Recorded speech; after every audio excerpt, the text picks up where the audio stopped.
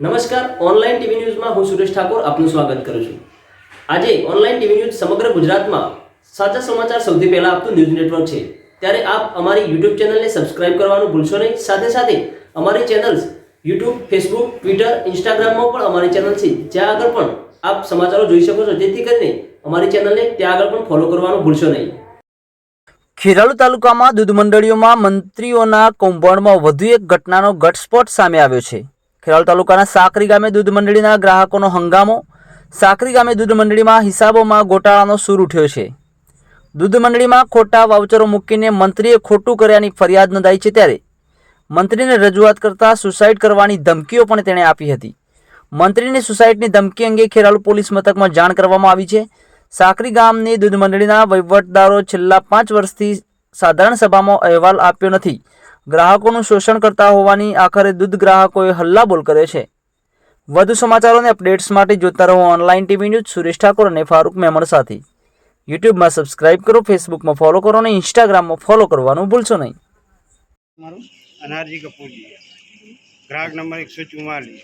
બરાબર, શું સમસ્યા છે તમારા ગામમાં? અમારા ગામની સમસ્યા ગ્રાહકો વિશેની છે કે ગ્રાહકોનું શોષણ થાય છે।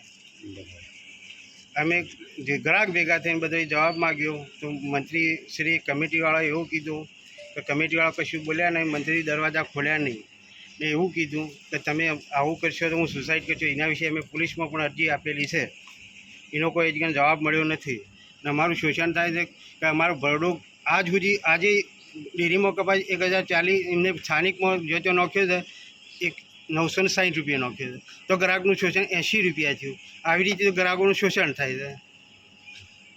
આ વિશે શું માગણીઓ છે તમારી? આ વિશે અમારે તો ન્યાય જ જુએ ને અમારા 5 વર્ષના અહેવાલો જુએ। કઈ કઈ જગ્યા સાધારણ સભા બિલકુલ ના થાય, ગામના ગ્રાહકની સાધારણ સભા નહીં કે ગ્રાહકનું કોઈ સૂચના નહીં। કેટલા વર્ષથી સભા નથી? સભા તો અમે સાધારણ સભા તો થતી છે, પણ અમારા ગ્રાહકો વિશે કોઈ જાણ નહીં થતી। સાધારણ સભા કરી બહાલી આપી ને જેમના ઠેરાવો મંજૂર કરી લેવા, એટલે ગ્રાહકનું શોષણ જ થાય આવી રીતે। બીજી કોઈ સમસ્યાઓ છે ડેરી વિશે? બીજી બધી ઘણી સમસ્યાઓ છે કે કોઈ હિસાબ નહીં મળતા, ઘણા ગ્રાહકો રાડ પાડે તો કોઈ ગ્રાહકોનું કોઈ હોબળવા માટે કમિટીમાં જ પણ નથી।